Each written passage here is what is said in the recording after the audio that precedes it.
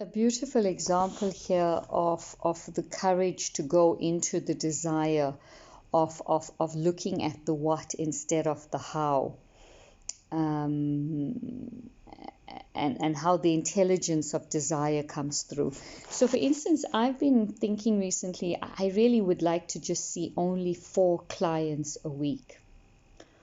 I've already cut down quite a bit, but yeah, I'd really like to see 4 clients per week. And I thought, oh my God, I don't want to work on that seed. Like, but that would affect my income drastically if I just cut down to 4. And yeah, and how would I make the kind of money I need if I'm just going to cut it down to 4 clients? But yet the desire was there, right? So being courageous, I went into the desire and I started the steps. I said, let me put the hows aside, the implications, because if that falls under implications, like if I have 4 clients a week, how am I going to do that? How am I going to make the money? So that fell under implications, and that always falls under this big umbrella of how. So I put it aside and I started it. And as I just said, first step, I clarified by saying, I don't have 4 clients a week. I see 4 clients a week. I wanted that clarity for whatever's sake. As I said that, boom, the thought came into my mind of, what if what if I make the bulk of my income through my courses? The thought of that, I literally, I think my head was turned to the right as I was thinking, what if I make the bulk of my income from my courses? And I literally turned my head away from it to the left and I said, no, no, no, too much, too much. It felt like too much freedom, like almost like nothing to do except play.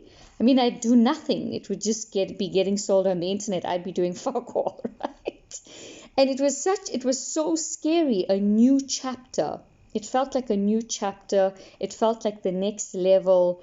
And it was and that whole thing again of almost like coming to the end of the journey, because yeah, if we get all of our goals, it's a great feeling, but like what the fuck happens after that? What do I do after I reach all my goals? And we fall into the unknown, and it is scary. And so I had a good giggle at myself, because that fear comes up often of what if it's the end of the road? What's after that? Nothing.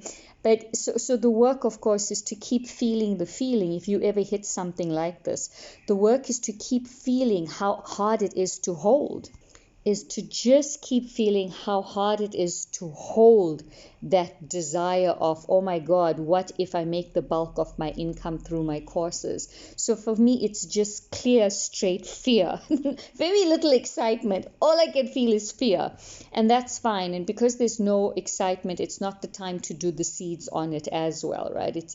I just can't go there right now. It feels too much. And if it ever feels too much for you, cool.